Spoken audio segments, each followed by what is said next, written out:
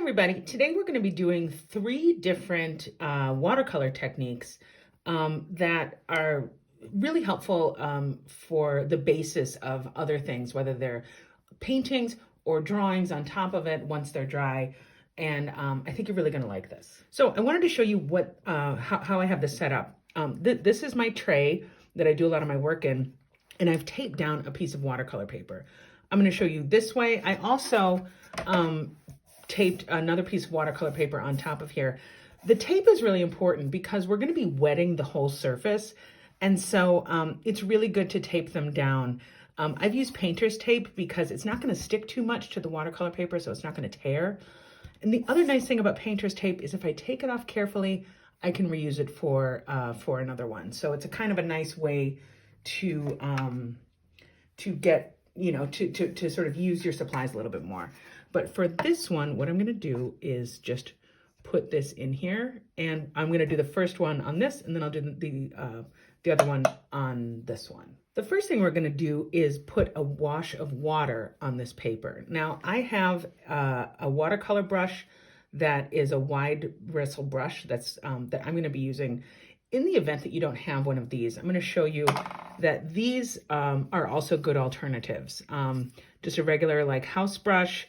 Even if it looks like this, if you go in your basement and you find something like this, you know, it's real stiff right here, like old paint. But as long as the bristles work like this, this is totally fine for doing a wash. Also, these foam brushes work really well. If you don't have one of these foam brushes, you could also use a sponge. It's, you know, the point of this is to get an even wash of water on here.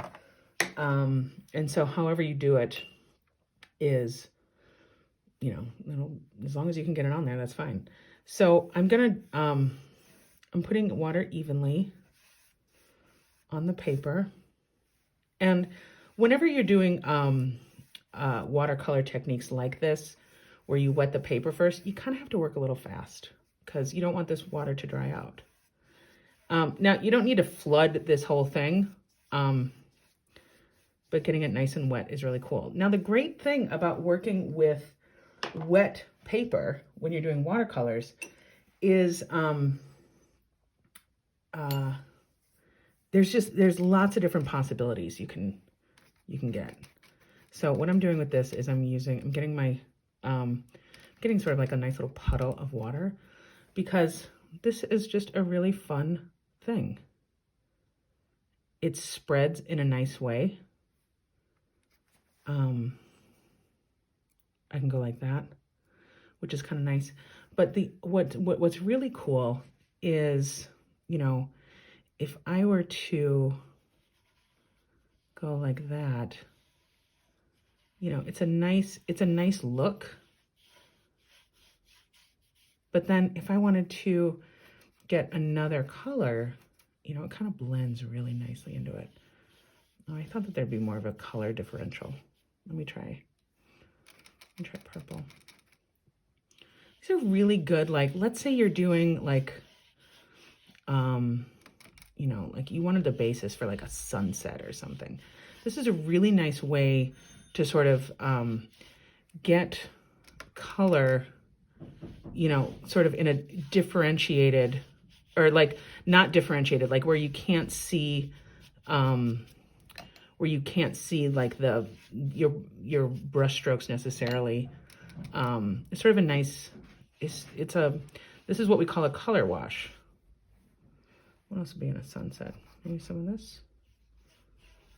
It's kind of nice. It's really great. Now I'm going to let this dry a little bit.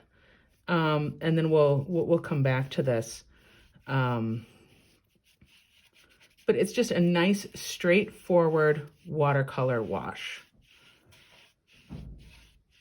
I'm going to show you another watercolor wash technique where rather than just having like a sort of an atmospheric background, you can actually make the start of a really great painting.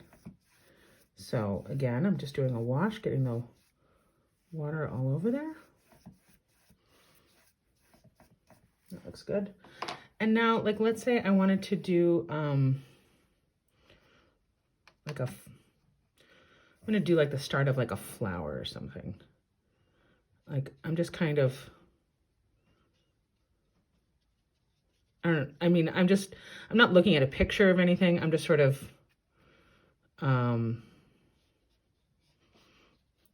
coming up with something that I think, might look cool later. This, this sort of thing takes a little bit of patience in that, like, I'm going to do this painting and then I'm going to let it dry and then I'm going to do more stuff on top of it. And,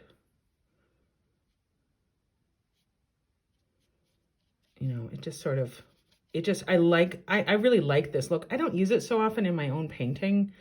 I don't use it as much as I probably should, because I really like it. So maybe this lesson will help me get back into it.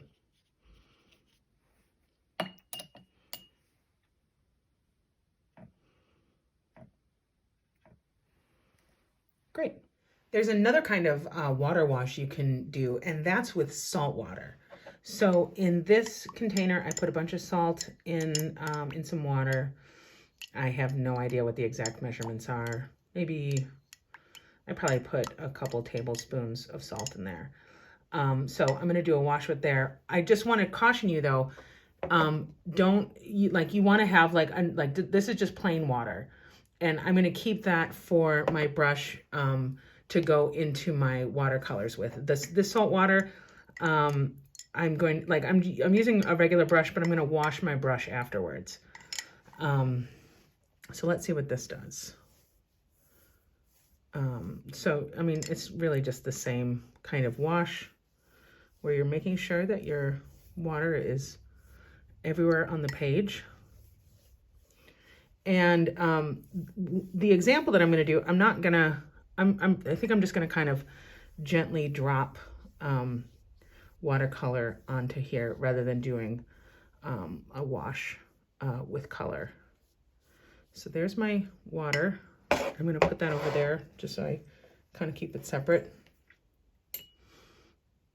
Now let's see what we can do here. So it kind of spreads in a slightly different way. I'm trying to, sometimes this works fantastically. What I'm looking for is the sort of spread that these do. Let me zoom in to show you. It has a nice spread. I just like the look of this.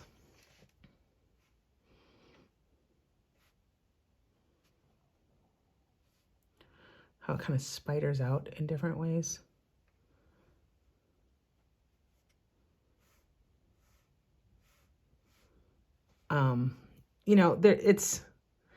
There'll be some day when you're just like, man, I really want to make a painting, and it has this sort of weird spidery spread. And then you're going to say, hey, I remember what Miss Amy taught me. Just put some salt water in your water, or salt in your water. It just has this sort of nice, it gives this sort of intergalactic feel. It just looks cool.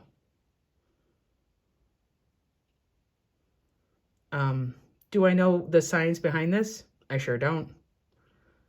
I just like making cool paintings. From my experience, the paint, the reason why I'm doing this in drops is because it never seems like the paint, it never seems like these drops, when they're salt water, never seems like they end up connecting. And I kind of like that.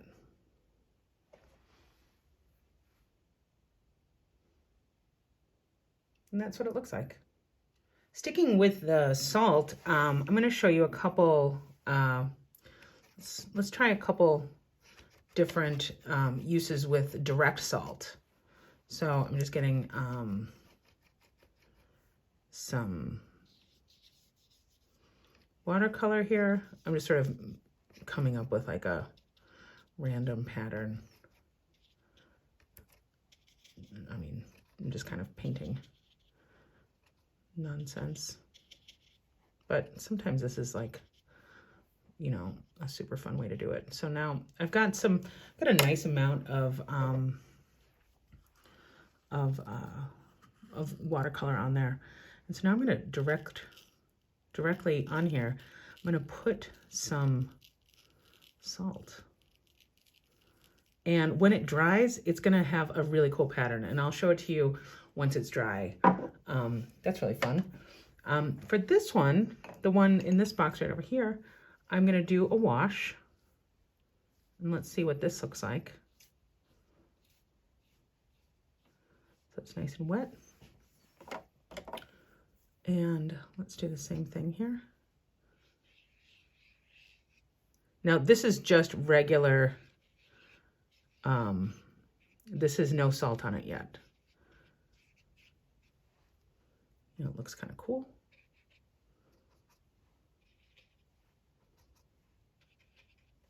And now let's take some salt and put that on there directly.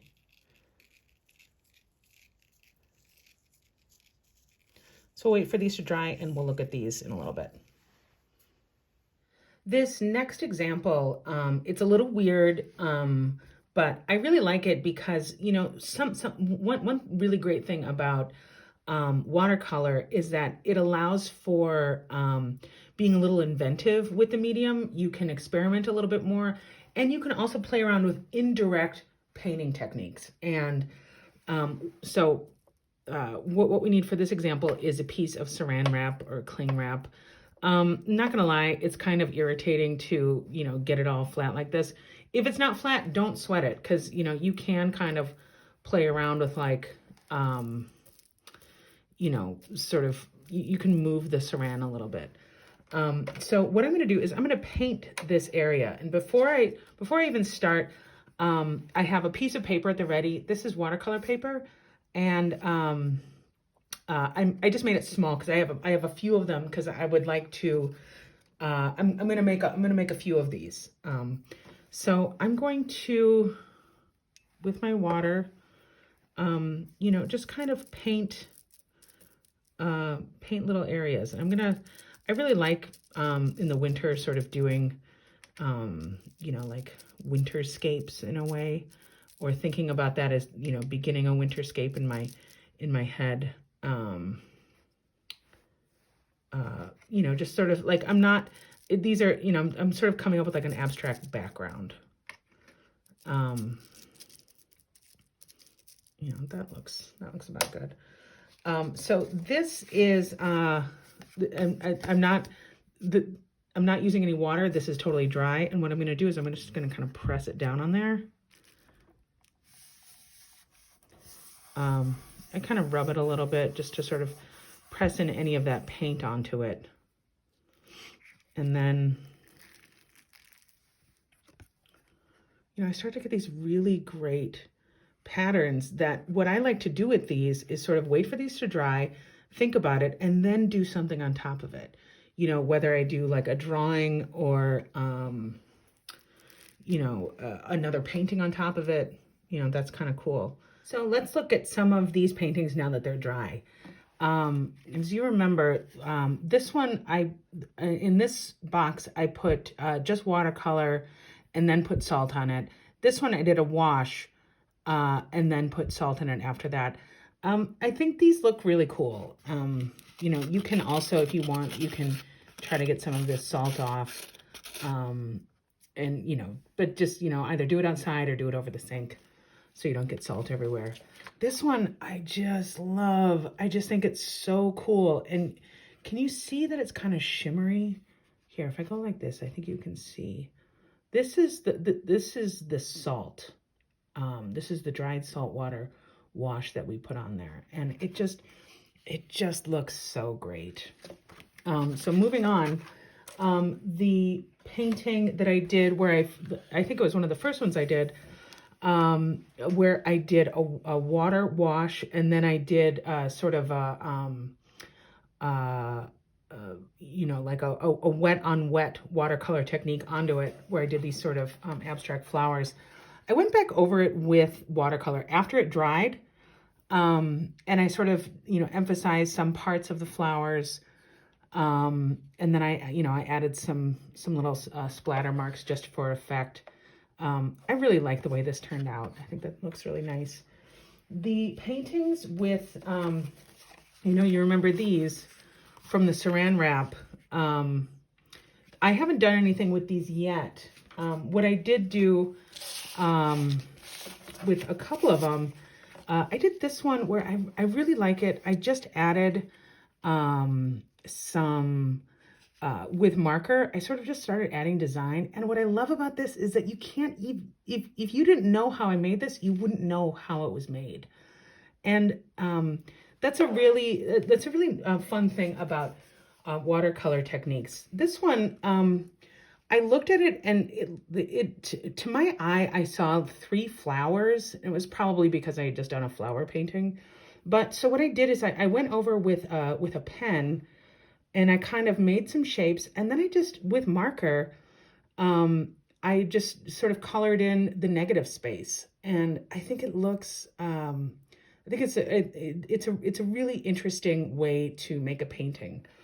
The very first one I did with the wash, I ended up going over it with, I did a drawing on top of it. I actually did something where it was kind of unexpected. I did, I think it's an ATSD.